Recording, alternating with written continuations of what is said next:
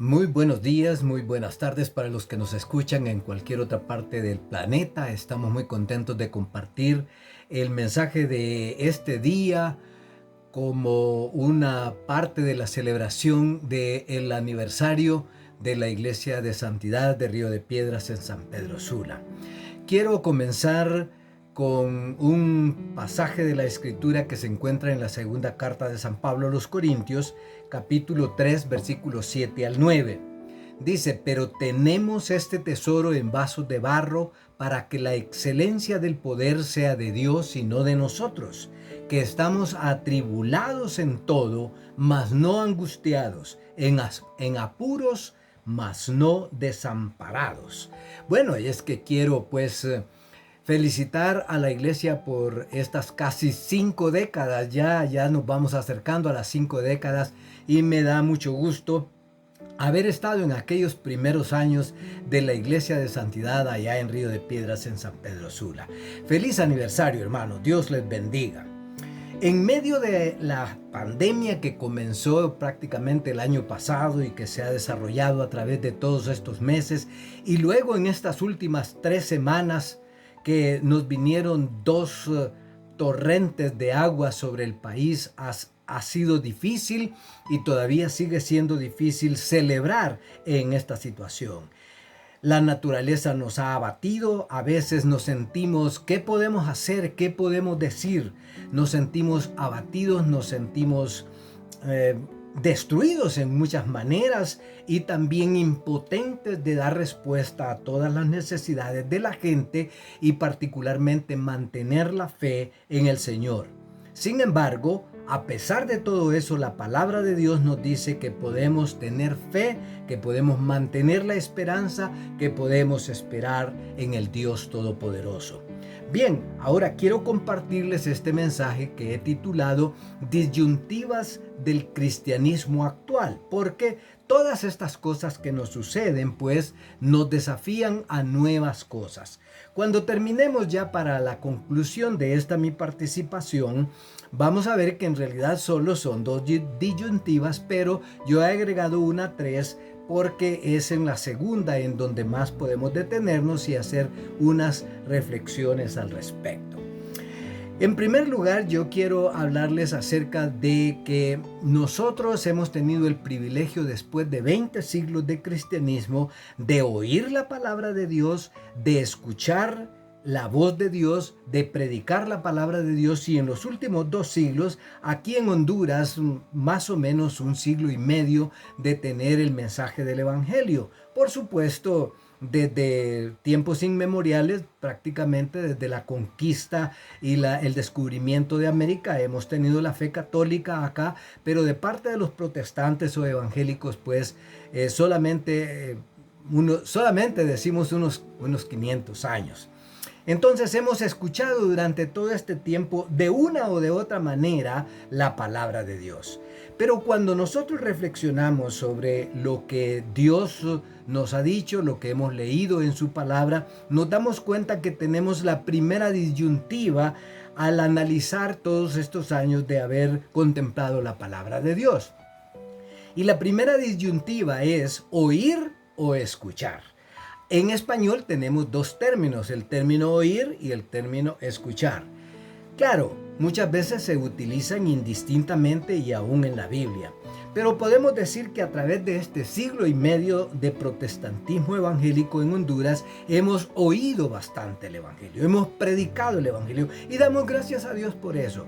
Pero me temo que muchas veces cuando llegamos a la iglesia, nosotros a través de la Biblia, de la experiencia nuestra personal y de la iglesia, percibimos lo que es el Evangelio, creemos en el Evangelio, buscamos esa fe y en los procesos de discipulado, de adoctrinamiento, podríamos decir, en la fe cristiana, también repetimos versículos, aprendemos de memoria, memorizamos pues y establecemos la doctrina correcta.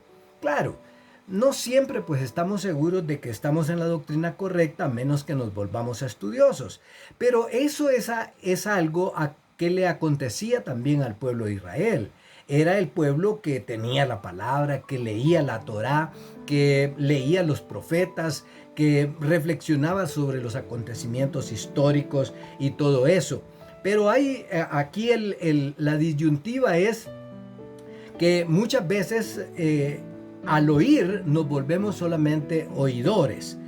En el segundo libro de los Reyes leemos este pasaje en el capítulo 17. Jehová amonestó entonces a Israel y a Judá por medio de todos los profetas y de todos los videntes, diciendo: volveos de vuestros malos caminos y guardad mis mandamientos y mis ordenanzas, conforme a todas las leyes que yo prescribí a vuestros padres y que os he enviado por medio de mis siervos, los profetas. Mas ellos no obedecieron, antes endurecieron su cerviz, como la cerviz de sus padres, los cuales no creyeron en Jehová su Dios, y desecharon sus estatutos y el pacto que él había hecho con sus padres, y los testimonios que él había prescrito a ellos, y siguieron la vanidad y se hicieron vanos, y fueron en pos de las naciones que estaban alrededor de ellos, de las cuales Jehová les había mandado que no hicieran a la manera de ellas. Bueno, nosotros hemos escuchado eso también. Los israelitas, los escribas y los fariseos, y particularmente un grupo que en los tiempos del Señor Jesucristo ya casi había desaparecido, estaba muy menguado, el grupo de los esenios, podríamos decir que eran de los más celosos y sin embargo eran oidores olvidadizos. Volvámonos entonces a la otra parte de la disyuntiva: escuchar. ¿Ya hemos oído la palabra de Dios? Busquemos manera de entender cómo podemos nosotros y debemos escuchar.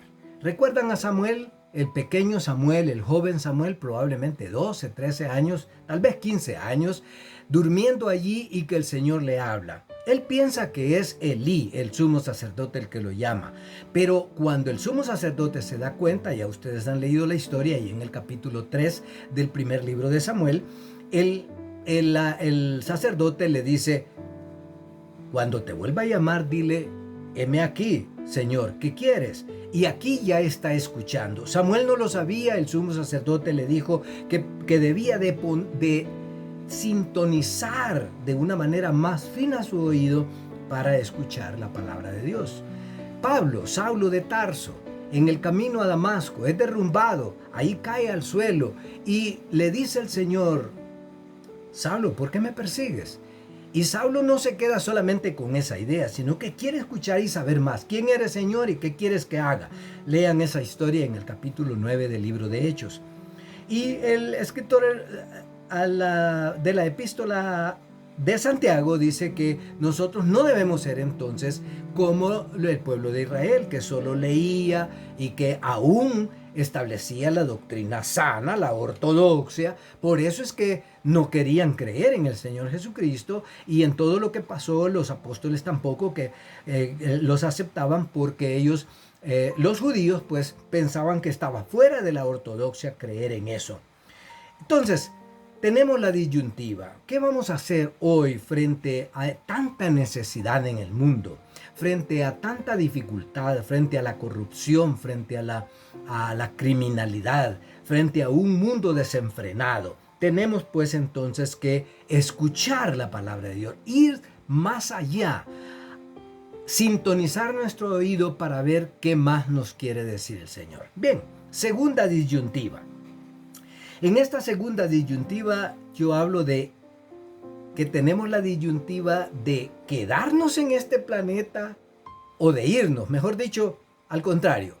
Muchos piensan que tanta desgracia, tanta enfermedad, tanta pestilencia, ya es el fin del mundo, y volvemos a leer el Apocalipsis y pensamos: el Señor ya viene, es mejor que venga. Bueno, probablemente los más pobres estén deseando que el Señor ya venga, porque ¿cómo pueden seguir ellos viviendo frente a tanto sufrimiento? Luego los ladrones, luego el narcotráfico, luego los distribuidores de las drogas y las matanzas y estas famosas matanzas múltiples que hay en nuestro país. ¿Qué podemos hacer? Y muchos, yo diría que probablemente son los más desposeídos, han de decir: no, es mejor irnos. Hay que esperar ya al Señor. Hay que orar que el Señor venga ya. Como lo dice el final del libro de Apocalipsis: ven Señor Jesús, ven ya. Me llamó la atención la primera vez que yo visité Managua, cuando leí este poema de Rubén Darío, de un mensaje de esperanza que en una de sus estrofas, o creo que es la estrofa con que termina con esa expresión del Apocalipsis: ven Señor Jesús, ¿por qué no vienes frente a tanta maldad, frente a tanta dificultad? Bueno, naturalmente tenemos que prepararnos para que el Señor venga. Probablemente el Señor venga antes de lo que nosotros pensamos. Estas son tres verdades que nos presentan la palabra de Dios en cuanto a qué esperar en cuanto a la segunda visita del Señor Jesucristo. Dice en el capítulo 24 de San Mateo, versículos 42 a 44, no lo voy a leer todo por causa del tiempo aquí, porque quiero hacer algo breve, pero nos manda a que velemos. Dice, porque tenemos que velar. Y anteriormente al capítulo 24 está el capítulo 22 y otras parábolas, y el capítulo 25 después del capítulo 24, en donde habla de varias cosas en esas parábolas. Una de esas sobresalientes es la parábola de las 10 vírgenes o de las 10 doncellas. Y a ustedes ya saben esa lección. ¿A qué nos llama? A estar pendientes siempre de la probable venida del Señor Jesucristo. Pero hay otra cosa que nos enseña el apóstol Pablo en Primera de Tesalonicenses 1:3. Dice, vendrá cuando digan paz y seguridad.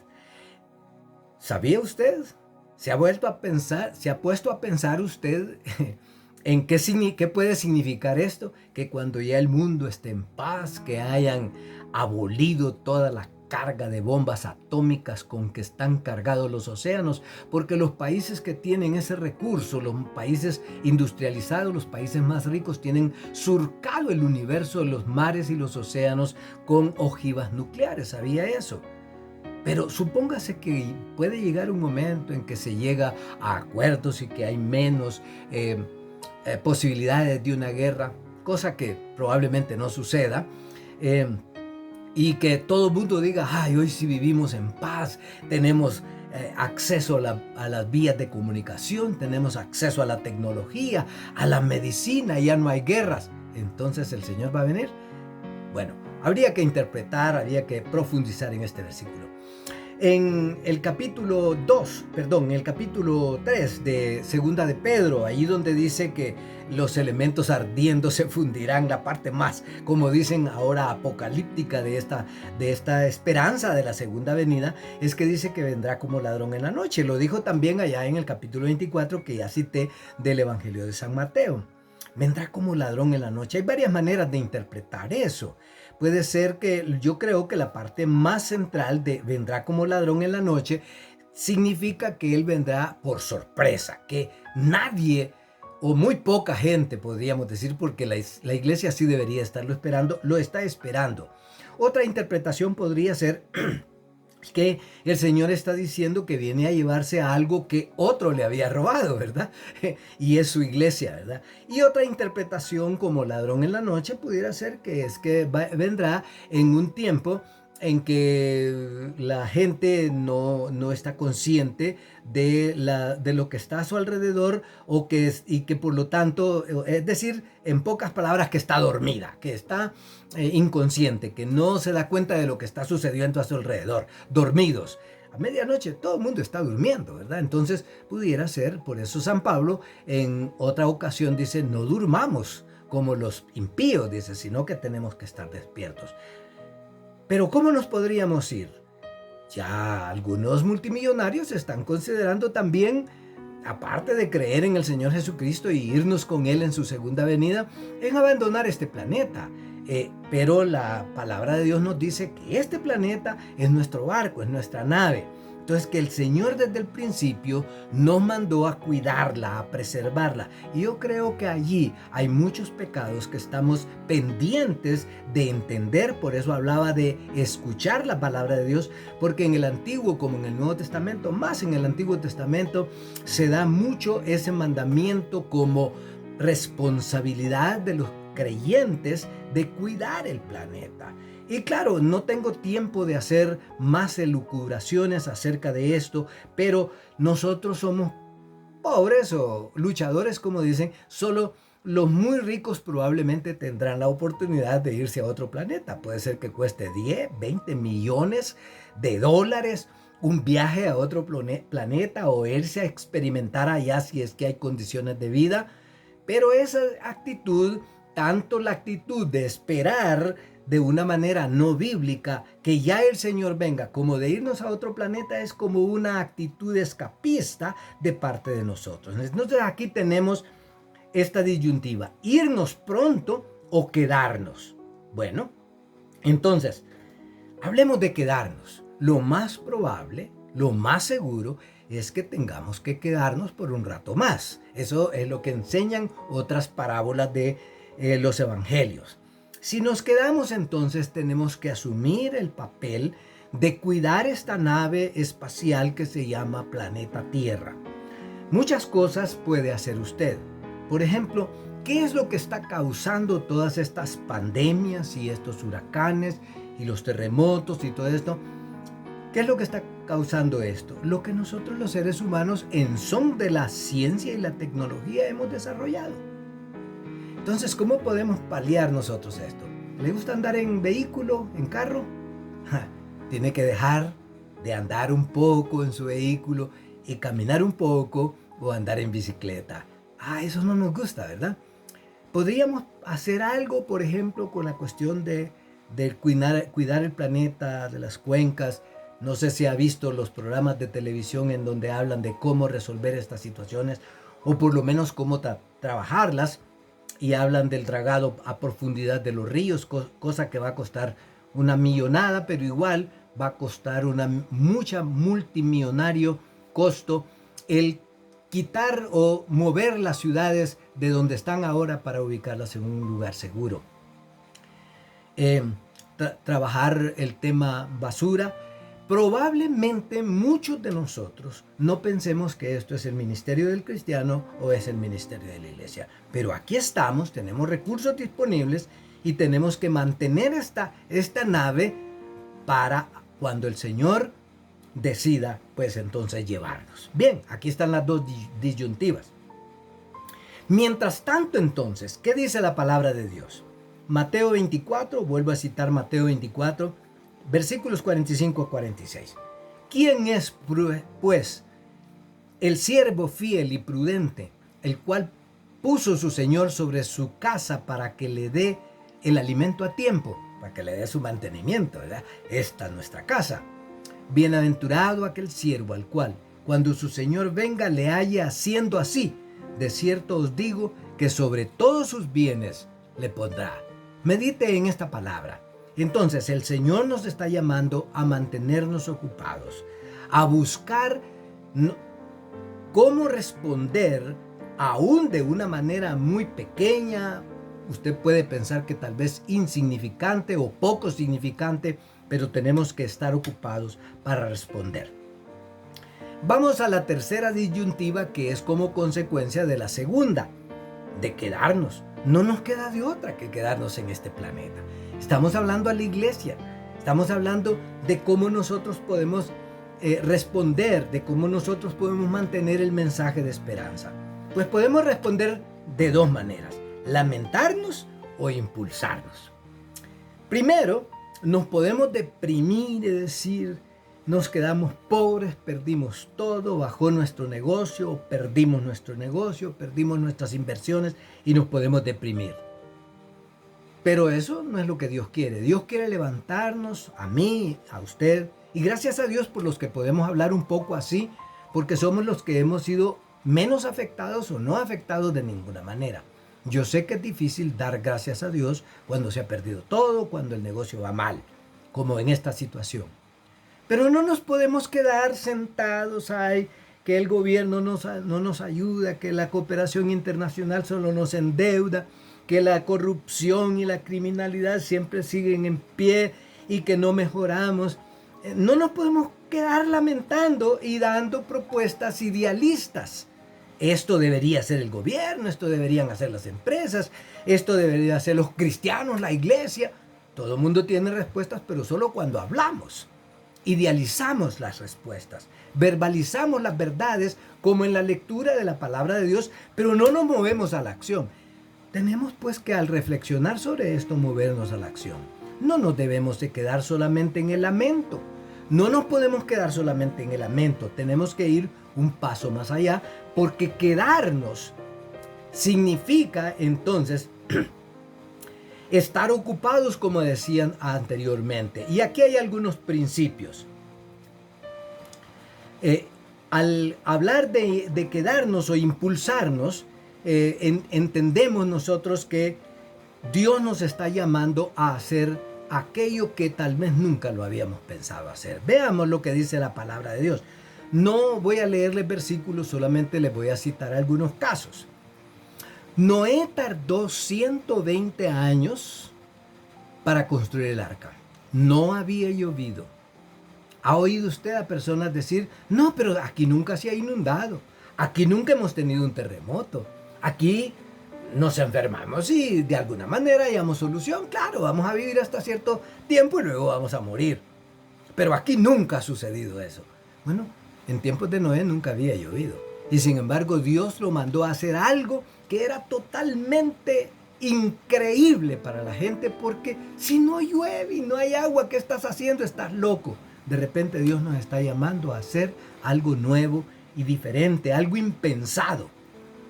Pedro nunca había comido cosas inmundas, es decir, animales que estaban según la ley prohibidos para comer.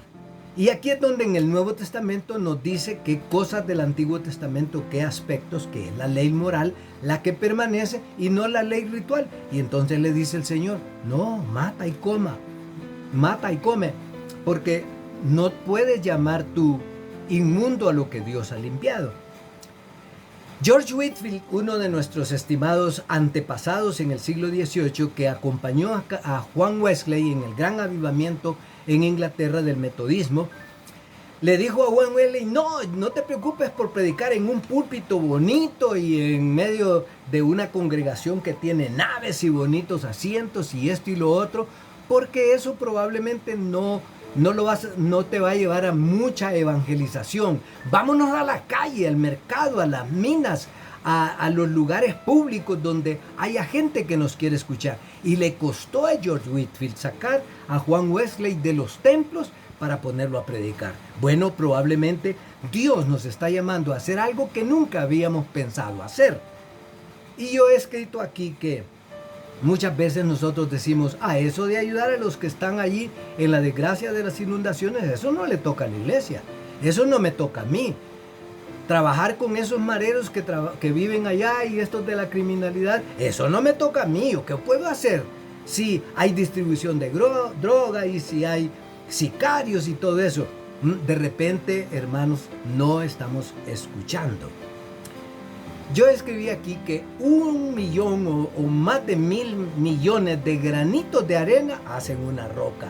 No crea que porque es poco lo que podemos hacer, es insignificante entonces ante los ojos de Dios. Concluyo aquí.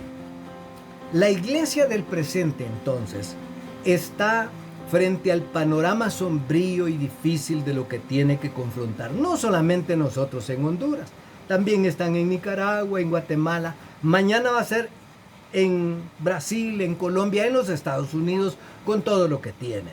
Pero está llamada entonces a transformar, está llamada a servir, pero está llamada a caminar la otra milla. Estamos desafiados a tomar el rumbo, sí, de la reconstrucción, no solo de los elementos materiales que han sido destruidos, sino de nuestra sociedad. Pero para eso tenemos que estar dispuestos a desempeñar el papel del servicio frente a esta desesperanza. Tal vez tomar el reto de nuevas y diferentes formas de ministerio, de evangelización, de discipulado. Ahí donde hay peligro, oposición, desconcierto, ahí donde se necesita una dosis de sacrificio en el servicio a los demás, probablemente Dios nos esté esperando. Porque nosotros no somos de los que retroceden para perdición, sino de los que tienen fe para preservación del alma y de este planeta en el cual vivimos. Estimados hermanos, Dios les bendiga.